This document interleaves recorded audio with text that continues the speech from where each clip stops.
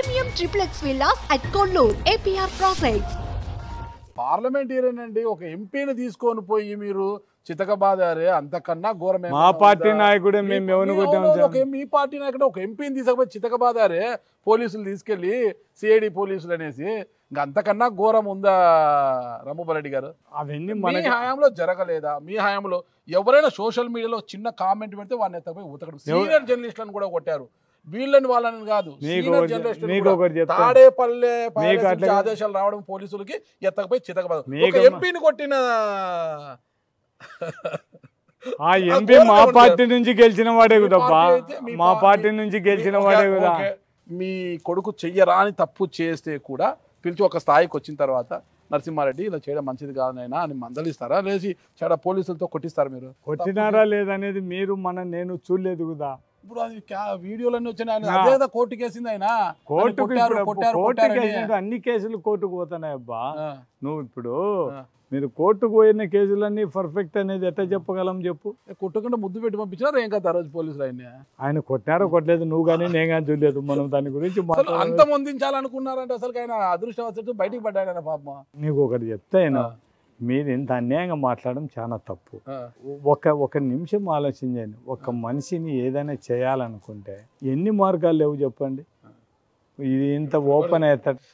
మీరు వచ్చానండి మీ ప్రభుత్వంలో మీ జగన్ గారు సీఎం ఉన్నాడు, అతను బూరగడ్డ అనిల్ అని అతను సీఎం గారు చిటికేస్తే లోకేష్ చంద్రబాబుని వాణ్ణి వాళ్ళ నాయన ఖర్జూరమని లేపేస్తా, పవన్ కళ్యాణ్ని లేపేస్తా అని తొడలు కొట్టి సవాల్ చేస్తే కనీసం ఖండించారా? కనీసం పోలీస్ ఏమైనా మాట్లాడిందా? అదే సోషల్ మీడియాలో పేపర్లో ఎవరైనా ఇంత కామెంట్ పెడితే సోషల్ మీడియా వాళ్ళంత చితక బాధారు. అసలుకి భయపడి మీకు ఒకటి చెప్తానండి. ఇప్పుడేం మీరు ఇప్పుడు అంతకు ముందు సోషల్ మీడియాని ఏం చేయలేదు. మీకు ఒకటి చెప్తాను, మా పార్టీ అధికారం ఉన్నప్పుడు మా నాలికలు కోసామన్నా మమ్మల్ని కబ్జాదారులని మాట్లాడినా కూడా మేము ఎవరి మీద యాక్షన్ తీసుకోలేదే. మేము ఊరికే మీరు మాట్లాడుతున్నారు కానీ మేము ఏదో మా వాళ్ళు మేము తీసుకున్నామని. మీరు మాట్లాడేదాన్ని వాళ్ళు మాట్లాడేటువంటి కరెక్టు, యువతలో కరెక్ట్, వాళ్ళు తప్పులు చేస్తున్నారు. ఇప్పుడు మీరు చేయలేదు, వాళ్ళు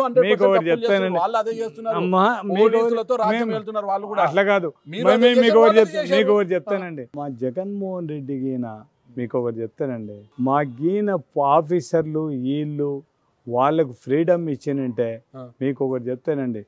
మేము మనం ఈ 2019లో ఎమ్మెల్యేగా మేము ఏదో అంతకుముందు ఉండేదానికంటే కూడా ఈసారి ఆఫీసర్లు వాళ్ళు ఏం చెప్తే అట్లా వినాల్సిన పరిస్థితి వచ్చింది. మీరేందో ఎమ్మెల్యేలు చెప్పినట్టు జరిగింది, ఎమ్మెల్యేల మీద ఆఫీసర్లు వాళ్ళు అనేది మొత్తం పోలీసులు తప్పే పట్టను. ఎందుకంటే ఏ ప్రభుత్వం ఖద్దరు అధికారంలో ఉంటే ఆ ఖద్దరికి గులాంగిరి చేయాల్సిన బాధ్యత వాళ్ళదే. వాళ్ళు కాదు మీకు ఒకటి చెప్తానండి, మీరు నాగరాజు గారు మీరు చాలా అట్లా కాదు, మీరు చాలా అన్యాయంగా మాట్లాడుతున్నారు. నాకు వేరే వాళ్ళని గురించి అవసరం లేదు.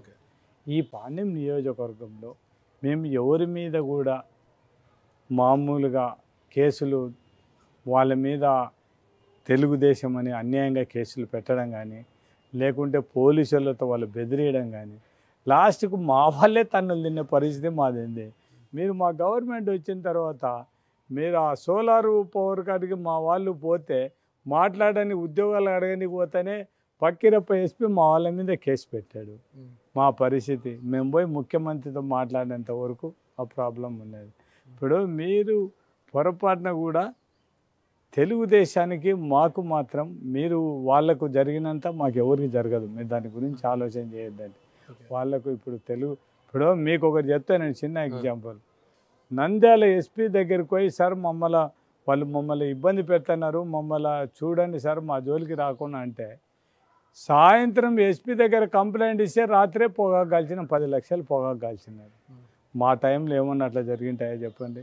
ఇండ్ల మీదకి పోయి కొట్టడము, పోలీసులు కేసులు పెట్టించుకోమంటే కొట్టిన వాళ్ళని కేసులు రాసినట్టు వాళ్ళు ఇష్టం వచ్చినట్టు కేసులు రాసే పరిస్థితులు ఉండదు.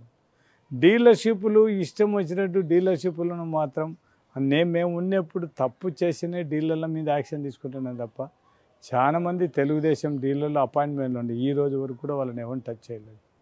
వాళ్ళు బాగా పంచుతుంటే వదిలిపెట్టమని చెప్పినాం తప్ప పొరపాటున కూడా వాళ్ళ జోలికి పోలేదు. ఎవరైనా తప్పు చేసి దొరికి ఉంటేనే తప్ప వాళ్ళ మీద యాక్షన్ తీసుకున్నాము తప్ప వీళ్ళ మీద కచ్చగట్టి మొత్తం డీలర్షిప్ తీసి ఇప్పుడు మొత్తం అంతటా డీలర్షిప్ తీసేస్తున్నారు. మీకు అదే నేను ఒప్పుకుంటా, డీలర్షిప్ చేస్తున్నారు కొంతమంది నీకు అట్లా ఉద్యోగాలు కాదు. మీకు ఒకటి చెప్తే నేను డీలర్షిప్లు, ఫీల్డ్ అసిస్టెంట్లు, మన బుక్ కీపర్లను, గ్రామ పంచాయతీలో పనిచేసే సీపర్లను నుంచి కూడా తీసామని చెప్తున్నారు. ఇప్పుడు ఇట్లా ఉండే పరిస్థితి ఎప్పుడు చూడలేదు. ఇప్పుడు రైట్ అధికారం ఉంటే కరెక్ట్ అధికారం అనుభవించాల్సిందే. ఎవరం అనేది మేము అధికారంలో లేము. అధికారం ఎవరికి శాశ్వతం కాదులేండి. 5 ఏళ్ళు మీరు 5 ఏళ్ళు వాళ్ళు ఎటైనా జరగచ్చు. అధికారం ఉందని వాళ్ళను అనుభవించకూడదని మనం చెప్పాల్సి, కానీ న్యాయం ధర్మం న్యాయంగా కనీసం 60% వాళ్ళకి చేసినా 40% చేసే పరిస్థితి, న్యాయం జరిగే పరిస్థితి ఉండాలి. అది లేనప్పుడు ఏం చేయాలి చెప్పండి. సుమన్ టీవీలో మీ పర్సనల్ అండ్ బిజినెస్ ప్రమోషన్స్ కోసం కింది నెంబర్కి కాంటాక్ట్ చేయండి.